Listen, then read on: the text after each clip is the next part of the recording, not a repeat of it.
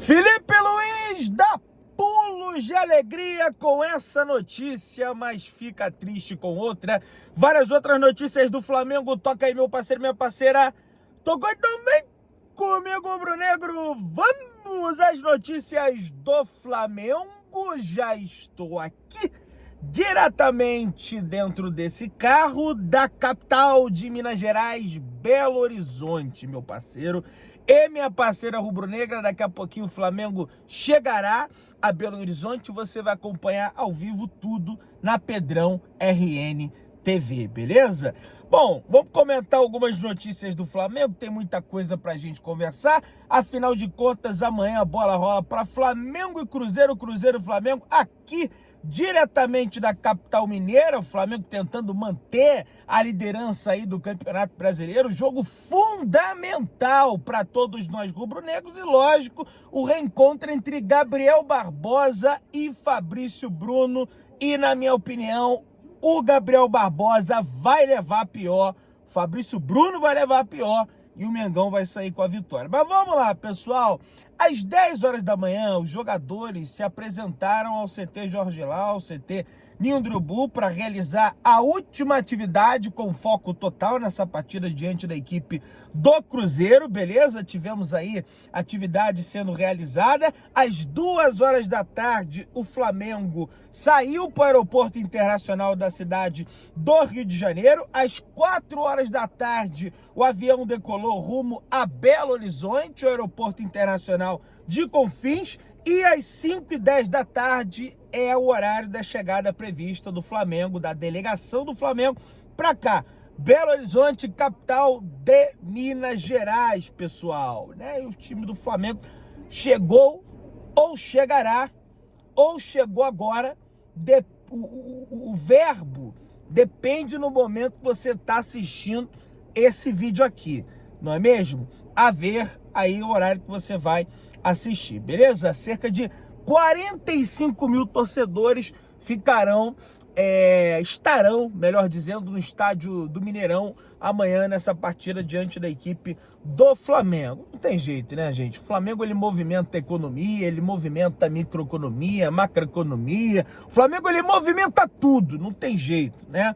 Bom, vamos lá, pessoal. O negócio é o seguinte: Felipe Luiz tem 5 reforços para esse confronto diante da equipe do Cruzeiro, né? Vários atletas que não atuaram diante da equipe do Botafogo da Paraíba, naturalmente vão atuar nessa partida diante da equipe do Cruzeiro, né? Teremos a presença aí do Alexandro, que se recuperou de um edema muscular na coxa, né? Ele já estava fora do Flamengo faz um tempo, né? A torcida do Flamengo já estava preocupada. Ô Pedrão, o que tá vendo com o Alexandro? Tá com isso, tá com aquilo, machucou o joelho. Não, pessoal, ele estava com edema muscular, está recuperado e viajou normalmente para cá, Belo Horizonte, para encarar a equipe do Cruzeiro. Além do Alexandre, o Flamengo tem de volta ao time Pedro de Arrascaeta, o goleiro argentino do Flamengo, Agustín Rossi, e Nico de la Cruz. Todos eles que foram poupados da viagem para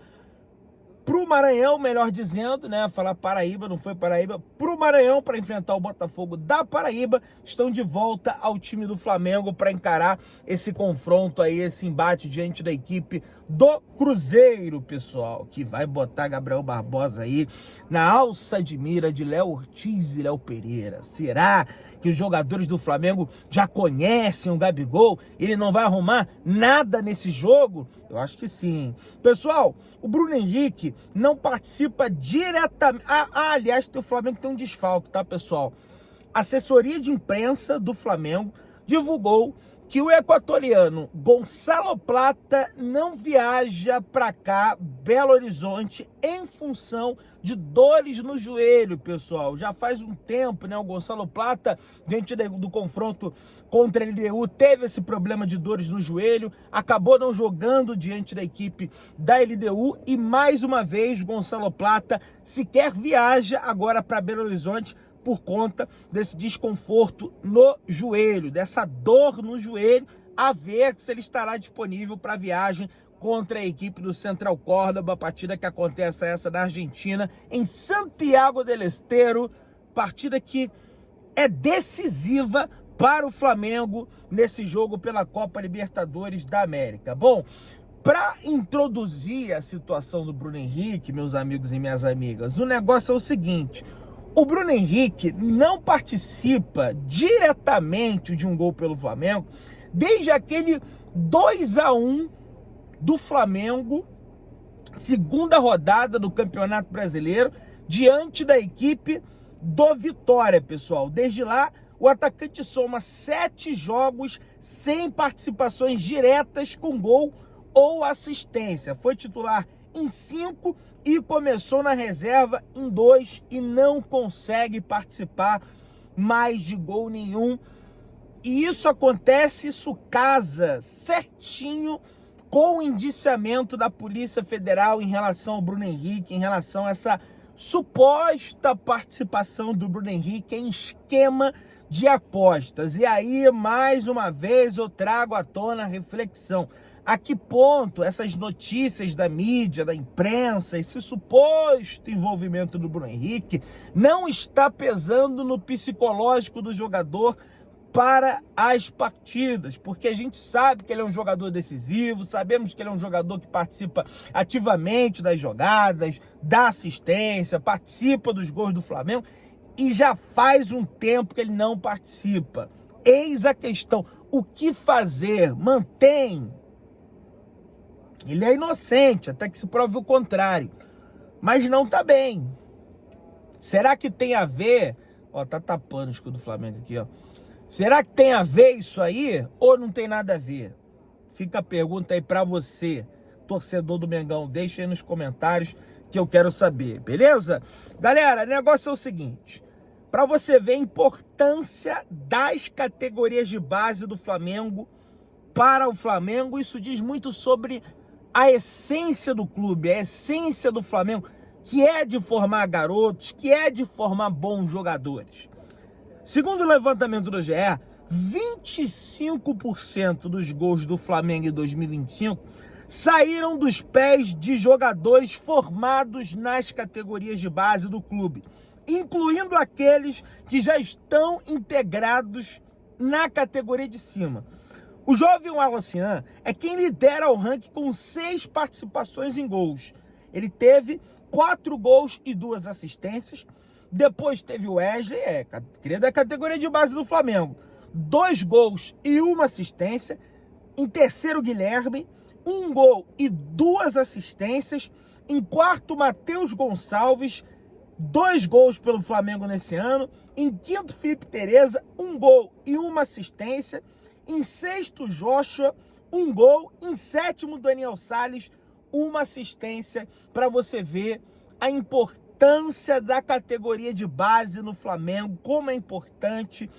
Lógico que você não vai botar o time inteiro da base, lógico que você não vai botar apenas garoto da base, você tem que dar uma mesclada, você tem que botar uma experiência de um jogador mais velho ali no elenco, aquela coisa toda que a gente já sempre conversa, mas para você ver como é importante manter as raízes do Flamengo, que é manter jogadores ali da categoria de base, né? Muito bacana. Pessoal, o Flamengo vem para esse confronto no Campeonato Brasileiro, é o único clube invicto no Campeonato Brasileiro, junto com o São Paulo. Entretanto, a invencibilidade do São Paulo é meio que arame liso, porque não machuca ninguém, empata com todo mundo e por conta disso tá lá embaixo, na tabela de classificação do Campeonato Brasileiro. O Flamengo, na realidade, vem de 4 vitórias e apenas 2 empates no período, com 13 gols marcados. E a maioria das vitórias do Flamengo, somando vitórias e vitórias fora de casa. Como visitante, o Felipe Luiz, inclusive como visitante do Flamengo, ainda não perdeu, não foi derrotado. Um negócio assim realmente impressionante o desempenho do Felipe como visitante pelo Clube de Regatas do Flamengo. O Everton Cebolinha deu entrevista à Flamengo TV e falou sobre a missão de ser campeão brasileiro com o Flamengo, coisa que ele não sabe ainda. Foi campeão da Copa do Brasil, foi campeão da Copa Libertadores da América, da Supercopa, do Carioca, mas a última vez que o Flamengo venceu o Campeonato Brasileiro foi na temporada de 2020. O Everton Cebolinha sequer estava ainda no Flamengo, meus amigos, e por isso, em função disso, ele quer demais vencer essa competição. E ele fala: ser campeão brasileiro é o único título que me falta. Pelo Flamengo também é o único que me falta. E na minha carreira também. Ser campeão brasileiro pelo Flamengo tem um peso muito maior, disse Everton Cebolinha antes de finalizar a fala. É mesmo, Cebolinha sequer foi campeão brasileiro na carreira. Ele não ganhou esse campeonato pelo Grêmio, passou longe, aliás, de ganhar. Chegou a ganhar a Copa Libertadores da América pelo Grêmio, pelo Flamengo, ganhou a Copa do Brasil pelo Grêmio, o Campeonato Gaúcho pelo Grêmio, o Campeonato Carioca pelo Grêmio, ganhou estaduais aí, mas campeão brasileiro, realmente, o Cebola, ele não conseguiu ser ainda, beleza? Vamos lá, minha galera. Modo sincerão de Felipe Luiz nas entrevistas coletivas tem incomodado pessoas internamente no Flamengo. Sobretudo quando ele criticou a logística, Felipe Luiz expôs funcionários do clube e algumas pessoas não gostaram. E por que não gostaram? Eu conversei com algumas pessoas internamente e elas justificaram dizendo que a logística do Flamengo foi meio atabalhoada em função da desorganização da Confederação Brasileira de Futebol, a CBF. A CBF já havia confirmado o jogo para acontecer no estado da Paraíba, diante da equipe do Botafogo da Paraíba, e depois acabou voltando atrás com o Botafogo vendendo o seu mando de campo para o Maranhão. Com isso, a logística do Flamengo teve que se desdobrar para arrumar um avião que fosse fretado direto do Rio de Janeiro para o Maranhão. O voo estava marcado por um horário X, o avião teve um problema, questão de manutenção, acabou chegando atrasado já no Galeão, para embarcar. E aí, a questão com a torcida lá, a pessoa me falou: Pedro, isso é papel de polícia. Isso não é com a gente. Qual que é a nossa culpa se a polícia ela não faz o papel dela? A pessoa me indagou e realmente eu concordei. Agora, isso aí é uma coisa a ser tratada internamente ali, que as pessoas possam se resolver, né? Que não tenha nenhum mal entendido, nenhum ruído na comunicação. O Flamengo pagou 179 milhões pelo terreno do gasômetro e esse custo deve aumentar para 429 milhões antes de começar a obra, porque para retirar a tubulação da Naturgy gira em torno de 250 milhões de reais, pessoal. Não à toa é chamado de terreno do gasômetro. Existem tubulações de gás ali por baixo daquela terra. O terreno está contaminado pelo gás, precisa descontaminar, precisa tirar essa tubulação. Eu sei que muita gente... o Eduardo Paes, a prefeitura vai fazer. Pois é, mas no edital, eu li o edital e lá está escrito que o custo é expressamente do comprador, que no caso é o Flamengo. Então, por isso que estaria demorando, tá, para sair iniciar as obras, digamos assim, e isso aí só deve se iniciar para o final do ano, ou então até mesmo para o início do ano que vem, de 2026. A informação que uma pessoa de dentro do Flamengo me passou e pessoas da prefeitura com quem eu conversei também passaram, tá? Vamos lá, minha galera. Se começar mais uma partida entre os 11 titulares, o Everton será obrigado a comprar o argentino Carlos Alcaraz por 16 milhões de euros, mais bônus que podem levar o valor a 20 milhões de euros se atingir as metas. Importante, o Flamengo já deixou claro ao Everton que outros clubes ingleses demonstraram interesse pela contratação do argentino Carlos Alcaraz. Ou seja, se o Everton não exercer a compra, outro time poderá levar o argentino.